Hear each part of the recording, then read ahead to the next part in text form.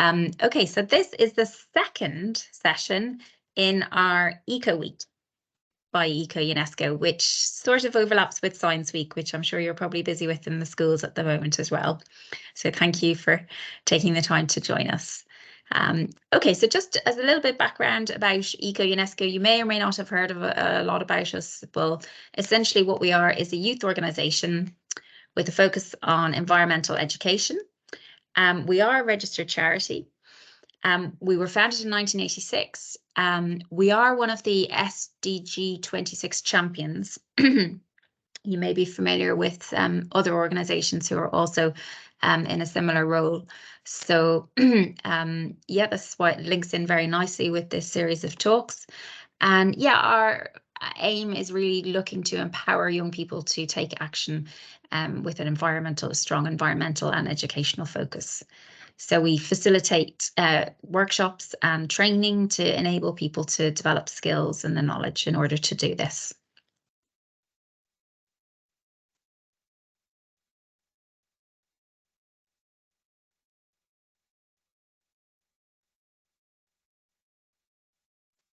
Okay, so one very very popular program that we run is called the Young Environmentalist Awards, which you may or may not also be familiar with. So what it is, it's an All-Ireland award, which basically runs every year. And at the moment, the registrations are open. They will remain open, well, at least until end of November. And essentially, it's awarding 10 to 18-year-olds who are making action projects within the field of the environmental awareness. So everything is on the website at yea.ie. And yes, we look at the projects in terms of categories. So we have one which includes marine life, which is linking in with this talk here today. Yeah, and that would be great if we can encourage you to take a look at that. If it's something you're interested in, as teachers, as pupils, brilliant. Just get in touch if you need any help. We're happy to support you in any way. So yeah, great. Thank you. Okay, so where are we today? Our focus, as I mentioned, this is linking in with the Sustainable Development Goals this whole week. And today's topic, we are zooming in on life below water, number 14, which is, yeah, really privileged to be able to do this. So just to give you a little bit overview, today we are going to look at, I'm introducing a little bit about the oceans of our world, Ireland's ocean, and then we're going to dive in with our guest speaker who's actually working hands-on in this area. So we'll have Ciara Shine from Shines of Killybegs in Donegal. So yeah, she can give you lots of information about what is actually happening on their side. And then finally, we'll start looking at problems and threats that currently exist with this goal, and then about what we can actually do, actions that we can all help with in order to improve, conserve, and protect this goal. So where do we start? With the global international ocean. So yeah, this is actually quite an interesting image. I was trying to understand it. So it's basically as if you were a marine animal, how the world would appear to you. So as you can see, yes, basically the planet is mostly ocean, more than 70%, 2/3. And the interesting thing is that most of the oxygen is actually produced within the ocean. I think it's phytoplankton is where the majority of O2 is synthesized. So it's a really important resource, incredible potential for action. And yeah, also, so I don't know if you've ever been watching David Attenborough's programs and Blue Planet, but so little is known about the under the sea. More is known about space, I think, and the moon than life below water. Yeah, so just giving you a little bit of a feel for when we're talking about the ocean zones and in terms of territorial waters versus international waters. So the majority is international. However, each country will have a perimeter, which is their own belongs. So this example here, we've got Australia and Micronesia and Polynesia showing the zones around each country, which is, 22 kilometers from the coast. And then there's also a zone which probably will be very relevant in terms of fishing and activity that is happening there, pollution. We have the exclusive economic zone, which is it is obviously very relevant in things like the common fisheries policy and what people can and cannot do within certain zones. Okay, and then just zoning in terms of our own home in Ireland here, this is quite revealing. It's just showing us the majority, well, all of Irish water is focusing here to the west, and then there's a nice degradation in terms of depth. So we're seeing, the different shelves, the continental shelf there is demarcated as well. So but actually probably the take-home message from this slide is that Ireland's ocean is, or Ireland's territorial sea, as it were, is 10 times the size of the land territory. And most of the waters being within the Atlantic Ocean. Okay, so yes, at this point, Ciara, if you're okay, I will hand over to you for Shines of Killybegs presentation.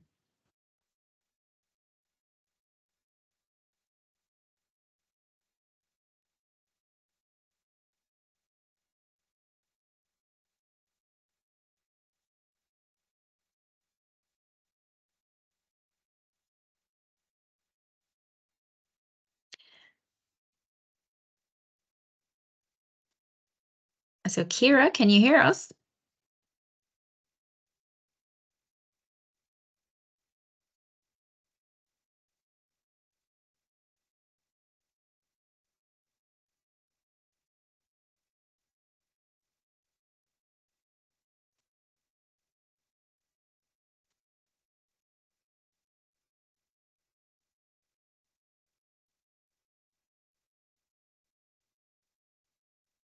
Sarah, can you hear? Hi, no, I think Ciara must be frozen, which isn't great timing.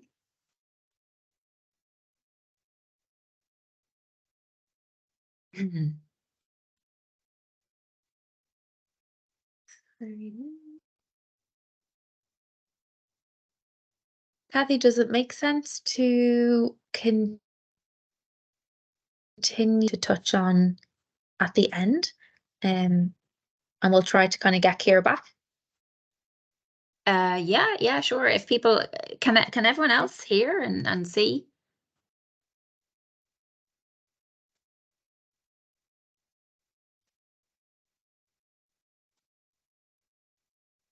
Yeah, okay.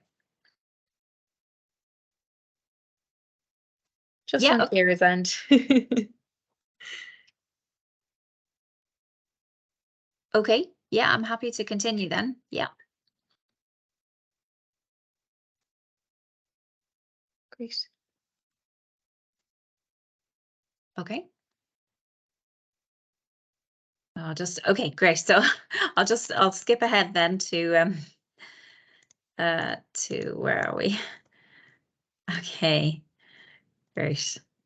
Okay, so I guess, yeah, what are we're trying to highlight what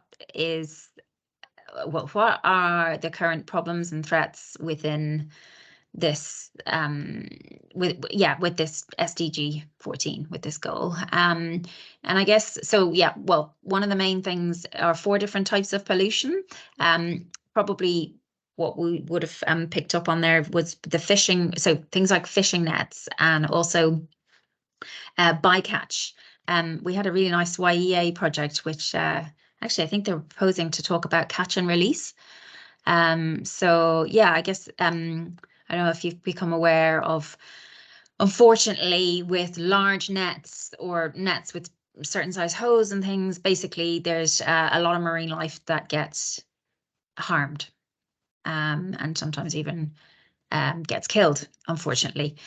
Okay, so there's this physical force of nets. Then we're looking at things as well like chemical pollution, so runoffs from agriculture, if you've got fertilizers, manure, which can cause problems in our waterways. And of course, I suppose the big topical thing would be sewage as well, which I know has been a big thing over the summer, particularly in Ireland and Dublin Bay.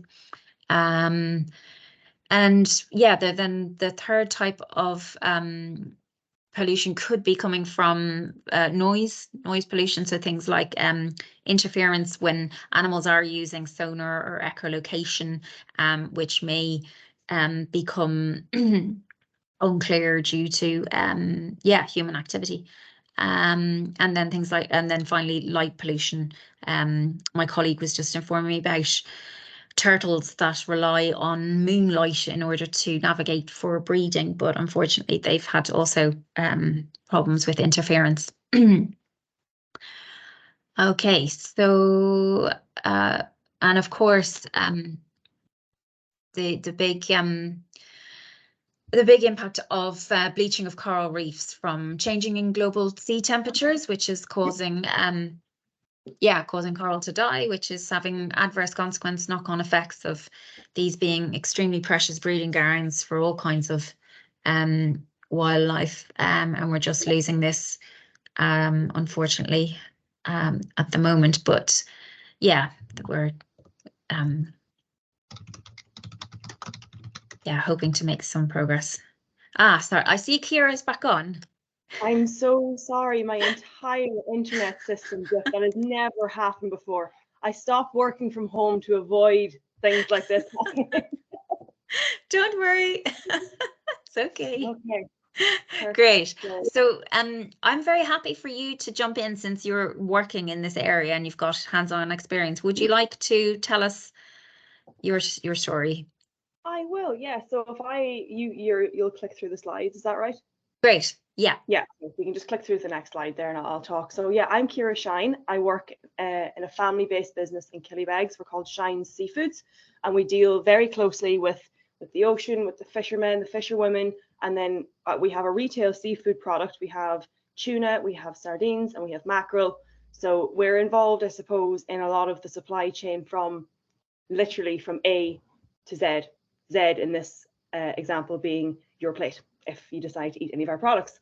So in my small talk today, I would just like to go through, I suppose I've just given you a little bit about us, our team, because we're quite a small team, the sustainability objectives that we try our best, and we do in 99% of cases adhere to, the products that we sell, a little bit about carbon miles versus carbon footprint, why you should be buying Irish, and some of the sustainability credentials that we have and keep up as best we can. Next slide, please. So about us, I'll just read this one directly, not to bore anybody too much.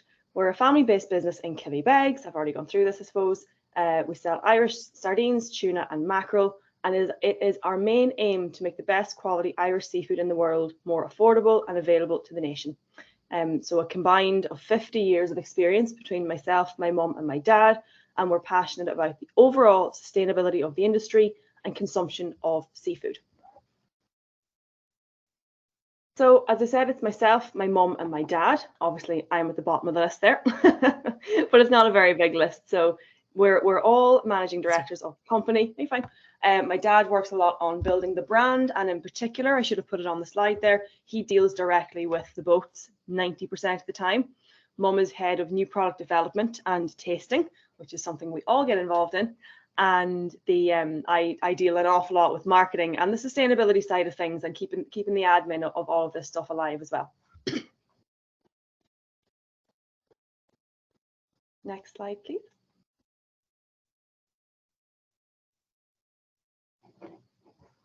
So is this sustainability objectives? Can you see that? No, I can't see anything just yet. Can anybody else see them?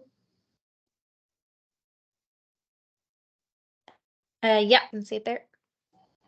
Okay. I can still see our team. You're a little bit paused as well, Kathy. I wonder, is that anything to do with it?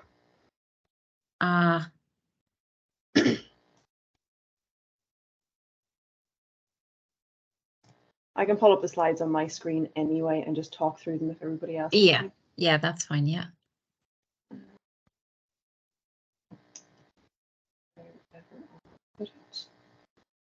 Changing them now. Okay, sorry, sustainability objectives, I can see them. So the core of our business is supporting Irish fishing communities, and buying Irish fish is a naturally more sustainable way to serve fish within Ireland. So as I always say to people, if you want to buy a sustainable form of seafood, try to make sure it's Irish, no matter what it is. So buying Irish fish is naturally more sustainable because of it's so close to home. I always give the example that if you were buying beef, you would probably prefer to buy Irish beef, and the same goes for seafood. And low carbon miles is another objective that we have. So all of our production sites, we have two, one is in Spain and one is in Scotland.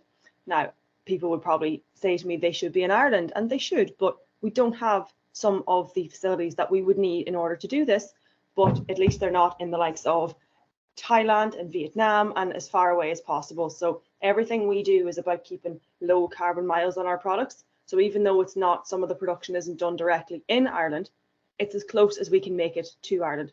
And I've got some statistics on that now shortly. And supporting Irish fishing communities. The most endangered species in the Irish fishing industry are the Irish fishing communities for many different reasons, from quota slashes to fishing vessels that are not of Irish origin being allowed to fish more of certain species in Irish waters than others.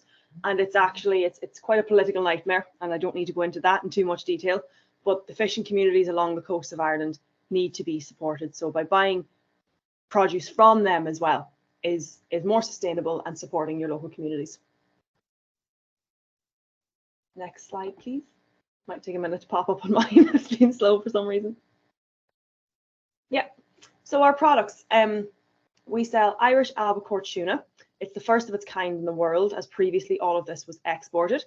And one of the things that the Irish fishing, so BIM, Bordis Gawara, the Irish Seaboard, have put in place for this particular species of tuna. It's quite a small tuna now. People think tuna, they think massive, they think almost like Jaws. They think this big, massive prize piece. And there are a few different species of tuna. There's albacore, which are quite small, they're like a small salmon. That's what we sell. Then there's bluefin and yellowfin, which are absolutely massive. Some of them are 100 ton. So what has been developed by BIM as part of a sustainability initiative is it's called a FIP. It's a Fishery Improvement Program. And it is a program that's set in place that manages everything down from the fishing vessel, how they treat their staff, how the product is fished, have they adhered to a particular quota. And the albacore tuna fishery is a very targeted and well managed European fishery. We also catch Irish sardines. Now, this is a little bit of a stranger one. It's not actually a managed fishery, but it's not a managed fishery because it's a really small inshore fishery. And previous to us discovering that this fish was landed in Ireland, most of them were actually sent for fish meal because a lot of people thought that the smaller the fish, that it wasn't actually quite good. Like the bigger, the better, I suppose. But when it comes to sardines, the smaller the fish and the ones that we sell, they're like a Shetland pony variety, is what my dad usually says to describe them. But they're actually, the smaller the sardine, the better. And the small inshore fisheries now that we've given them more business because we've decided, okay, well, we really like this particular product. It's Irish. We can see from my office, not here today, but in Killybegs, that this is landed on our doorstep.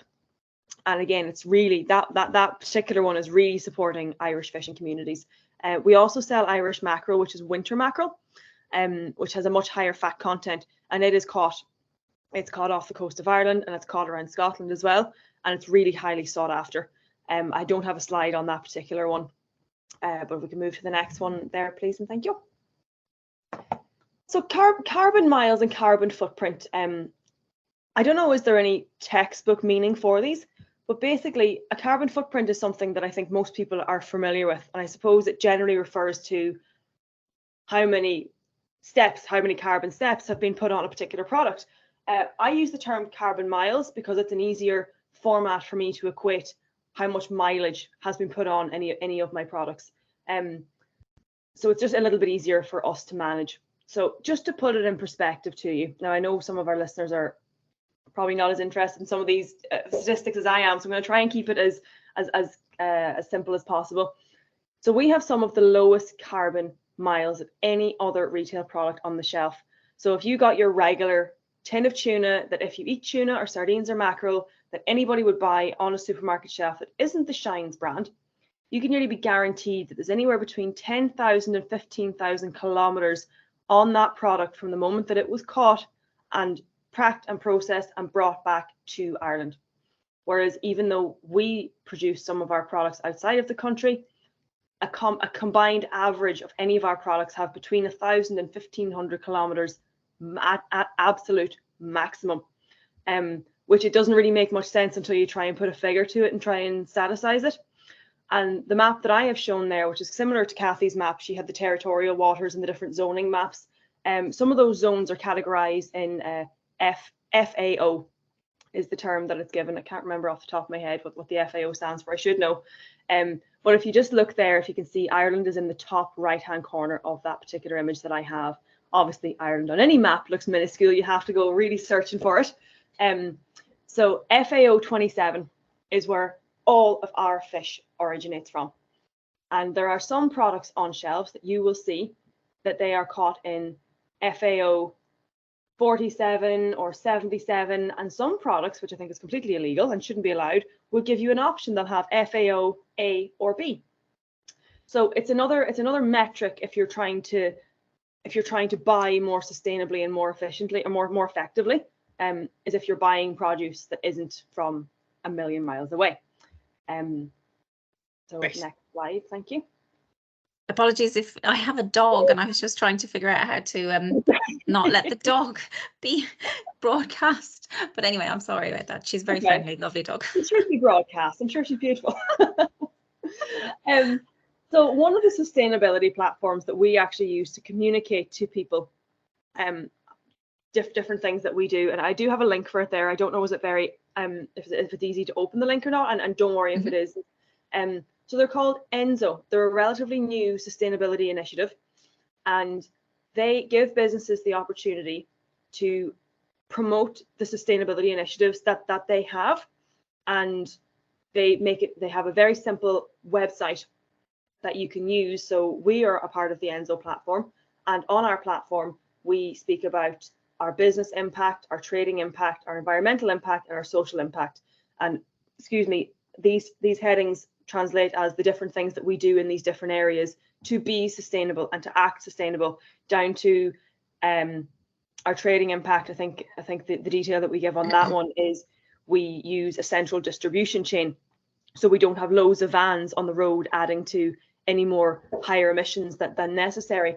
We've reduced the amount of deliveries that we do ourselves by using DPD and different couriers and things like that. So we're not adding to traffic and to different things like that. The environmental impact, obviously, we deal with what I've been talking about, things that are fishermen and women that are Irish and Indigenous, and the social impact and that we do. We're always giving talks like this one to maybe inform people more about what we're doing and what can be done. And if you wanted to, if the deck's been shared afterwards, the ENZO initiatives, their public pages are all there for different companies, and it's just a really simplified way. You can go through, many companies will have huge documents, 30, 40, 50, 60 pages long on all the different things that they're doing, whereas this platform, ENZO, they really simplify it and give the customer and the people that want to learn the information that they need in a really concise.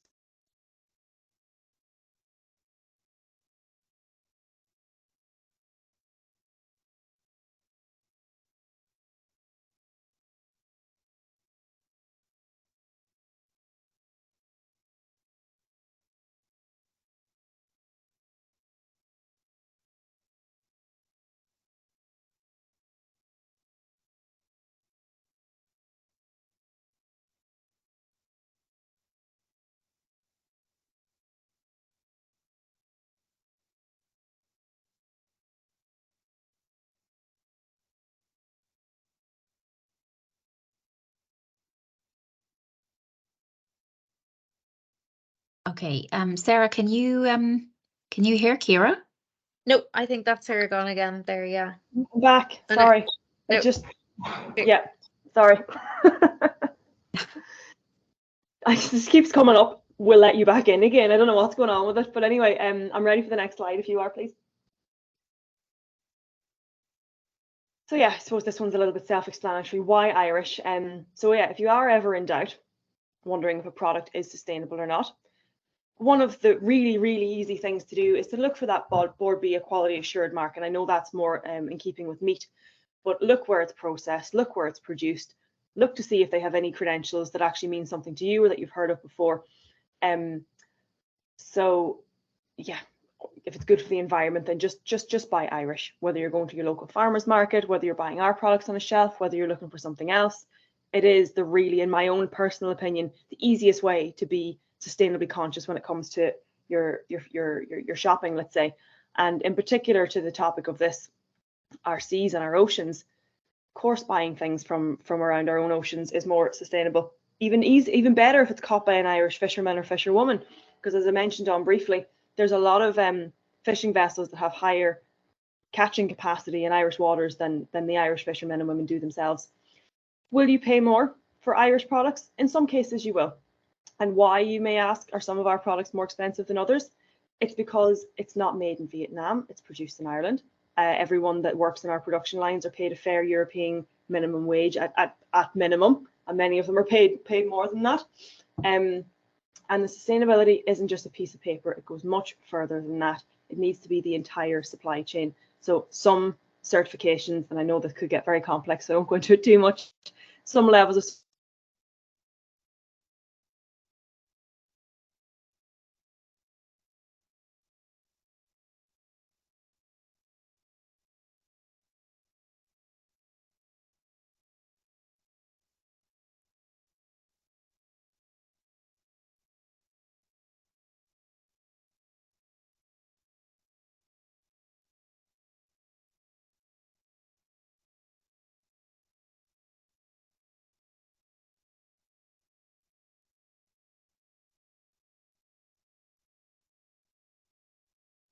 Same thing, Kathy. I can't hear it, Ciara, either. No, I can't hear her either. Yeah. I think that's nearly it on Ciara's part, is it? Do we want to maybe continue on? Oh, okay. Yeah. Yeah, great. Oh, I'm sorry, Ciara, to have lost you there. Maybe she can rejoin in case there are questions. Yeah. Or comments. Yeah. Great. Thank you. Okay, so yeah, just to I suppose this would then link in with what Ciara was just speaking about in terms of, I guess, yeah, this is a very important topic for Ireland, and yeah, where possible, I think the take-home message, as far as I can understand, is basically to support local fishermen, fisherwomen, local produce. That's the best action that anyone could take themselves. And yeah, I mean, we have in terms of higher level, so like in terms of governments and policies, and obviously there are things that we could do in terms of trying to work on that in the higher levels, but there are this just gives a nice little overview of the marine protected areas that are currently in place. I think there are lots of different kinds depending on what bodies of waters you have, and I guess they're doing things like say for instance in the Dublin Bay area, they'd be looking at mudflats to conserve the life cycles of the wading birds there. So yeah, so there's many different practices that are already being in place at a kind of legislative level. Yeah, from the Department of Agriculture, Environment and Rural Affairs. There are some great resources online, by the way, if you ever wanted for teaching, Marine Atlas and all kinds of websites for interactive playing around with. Great. So yeah, so bringing it back to things that could be done in terms of legislation. So yeah, Ciara might be more familiar with things like overfishing or illegal fishing practices and unregulated fishing. And in terms of what the current like EU laws might be there in place already. Yeah, and I guess, yes, science-based management plan. So this is looking at yeah, sustainability. So yeah, and how that is achieved.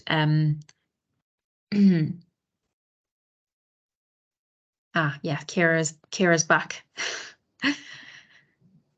I am so sorry. This has never happened to me before. Been in meetings all day. I'm not going to interrupt you now. You continue on. That's okay. I'm so grateful that we have you. Thank you so much. And I wonder, would you be open for if we have questions? I can just continue and we can finish up, and then we can open it to the floor if people would like to make comments or suggestions. Great.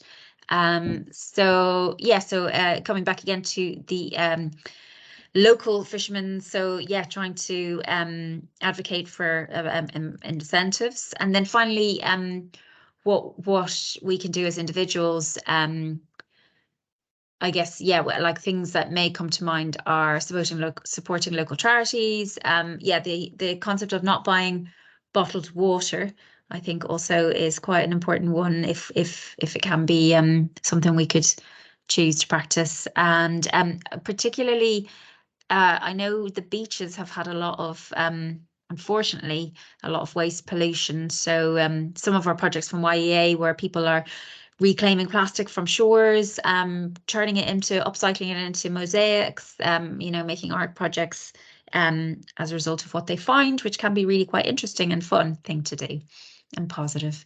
So yeah, so then looking at campaigning at higher level, maybe with some other organisations or writing to the local TD. Oh yeah, so organising cleanup, which we've already said. And then I think finally the take-home message is, like we said before, focusing on small scale production and local fish markets and shops. Great, thank you so much. And that's lovely. We have a message here focusing, or Sarah, do you want to read in any, we could put some questions in the chat if people wanted to, and we could process them, or Sure. Yeah. Anyone, you can either pop your questions in the chat, or of course unmute yourself. But we have the first one there from Cross and Passion College, to Ciara, which they ask, when you are focusing on using sustainable products as part of the chain supply, how do you select them? And are they always more expensive? I suppose generally I would say some of them are. I can only really speak from my own experience. I'll just take nearly all of our tuna products, for example, are produced in the north of Spain, in the Basque Country, in a place called Bermeo. Fantastic place, and we work really closely with it's a family-run factory that we work with. So Dad is in touch with all the fishermen most of the time. Now our albacore tuna season is a short 6-week season, but my dad was a fisherman for probably more years than he would care to admit. So he knows these people and he speaks with them, and we need a particular type of haul. So it's a midwater pelagic fishing. So just when we're talking about the ocean bed and stuff, and something I didn't touch on, is any of our fishing practices do not harm the ocean bed whatsoever. They're really targeted and short hauls. So Dad deals with the fishermen, and then we deal with the factory in Spain. I'm just taking the example of our tuna. And obviously European law covers all of the employment law in Europe. So when you take, for example, if a product like a regular can of tuna, which could probably cost you like, I don't know, €1.99, €2, €2.50 max, that's been caught by probably some poor person that has only been paid $2 or $3 a week, probably has absolutely no comeback if he has an illness or anything like that happens. So those supply chains are definitely not what I would call ethically correct or sustainable. So going back to our products, we deal with the factories in Spain, that one factory in Spain, very closely, with partnership with them. So I know that all of their supply chain is clean, is good. They have really good certification. It's a BRC equivalent, which is a really, really high level of certification for the product and for the factory. Some of our own certification then that we have to back up with proof of all of this is with Board B as Origin Green. Now it's more of a certification that Board B would use for export, so it's not something that people would notice if they saw it on a shelf or anything like that. I hope I'm answering this question half right. So we select our supply chain based on the people that we deal with and their accreditation and their credibility. And then with our sardines and our mackerel, they're all done in the largest cannery in Europe, which is in Scotland. And again, to a degree, they're family run also and have all the correct certification. I could bring tuna and mackerel and sardines in from a factory in Mauritius or Taiwan or Malaysia, and it would be an awful lot cheaper. But that's not what we're about. So if that hasn't answered your question, please let me know. And same goes for anybody on this chat. If I haven't had time to answer a question, or if you'd like to send me an email at any stage, I'll be more than happy to respond via that format as well.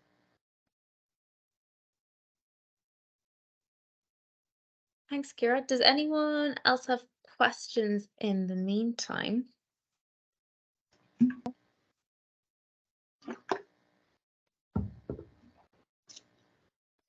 And just to add to that, wages and general overheads at the moment are probably accounting for the vast majority of costs of products as of late, which is something nobody has really much control over.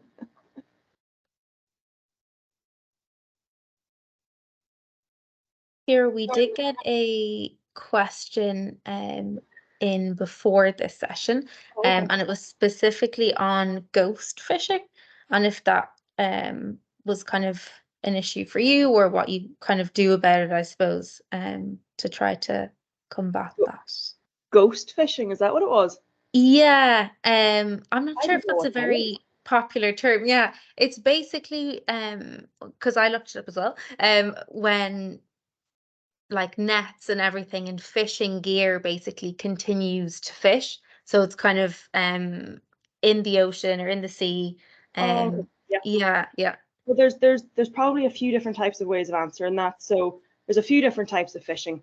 There's line caught fish, which is a term that people think this is fantastic. I've caught my fish as line caught fish.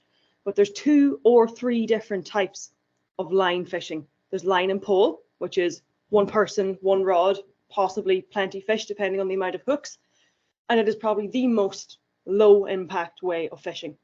Line and pole caught fish will be significantly more expensive because of the time it takes to do so. Then there's long line fishing, which is probably one of the most horrendous forms, and I think this is probably where the ghost term comes into it.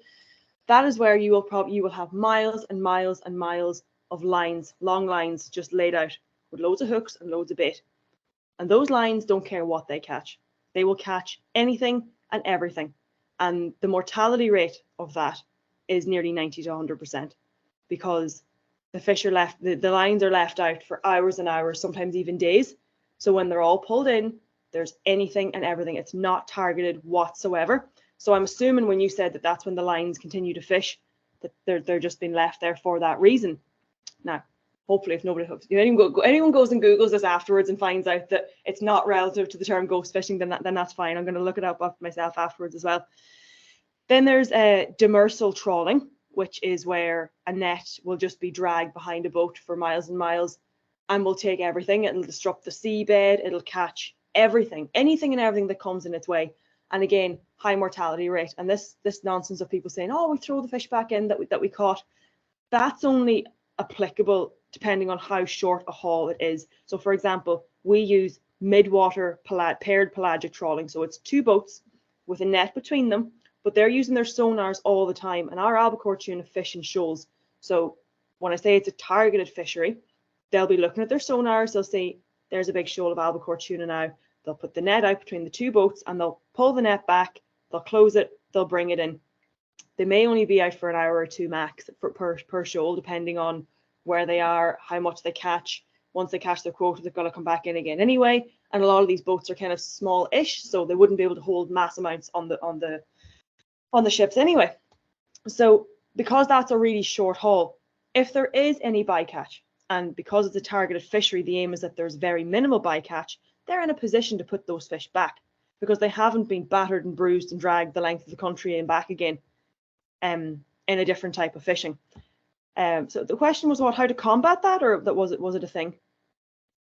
Yeah, no, I think you've answered it there. That's great. Yeah, that's really interesting. I wasn't aware of all that. Doesn't take place in Ireland. Yeah, it's usually okay. typically mid-water pelagic. Mhm. It's usually, Irish fishermen do not fish using line and pole. It's just Mhm. not practiced here. Yeah, okay, great. We have another question from Cross and Passion College, and we might wrap it up there because it is 1:45. We kind of want to stick to the times. And that's do you enjoy working in a family business? I don't know how to answer that one. I've always worked in a family business. And with my parents in this particular family business. I am 31 now, and I'd say since I was about 3, I've probably been stuck to my dad's right or left leg somewhere along the line. We did have a fish and chip shop business in Killybegs for about 21 years. So I was always in sweeping the floors, washing, tidying stuff away. I've always worked with my family. And when I left college, I did business and marketing. I couldn't get a job anywhere, and I didn't really want to relocate for work. So I kind of was slowly still working in the family business. The tuna business has been on the go now for about between 8 and 10 years. And I slowly got into that, just kind of helping them. I had other part-time jobs at the same time, and I've always really got on with my family. I have 2 younger sisters who don't work in the family business, and I'm glad that they don't, because not every family has to get along all the time. But yes, I do. It gives me a lot of flexibility. It gives me a lot of ownership, and I can really, really take pride in what I do. And I'm sure a lot of people get that from other businesses that they work in as well. But that's my particular element of the story. Great, thank you. Kathy, I'll hand back over to you. Yeah, that's great. Thank you so much, Ciara. That was wonderful to hear from you. I'm really grateful. Thank you. And we'll put up I'll just put the final slide up with contact details. So in case if anyone has, actually, I want to make a reminder that this is only the second in a series of 10, and there is still plenty of time to register for any of the remaining sessions. Actually, sorry, can you hang on? Sorry, so am I sharing the screen? There we go. Okay. Can everyone see that? Yeah. Maybe a thumbs up. Okay, excellent. Great. So we have 8 more sessions remaining, and it'd be great if if we had more signups from you. So yes, spread the word, please. That'll be great. And we'll also have contact email, and you can find us on social media. Here we have our various details for the different platforms to get in touch. So thank you so much for listening. Thank you. Thank you. Great. Thank you. And honestly, get in touch with me via any of my platforms as well. Shine Seafoods will get us anywhere. Great. Thanks a million. Thanks, Ciara. Brilliant. Bye now. Bye. Thank you.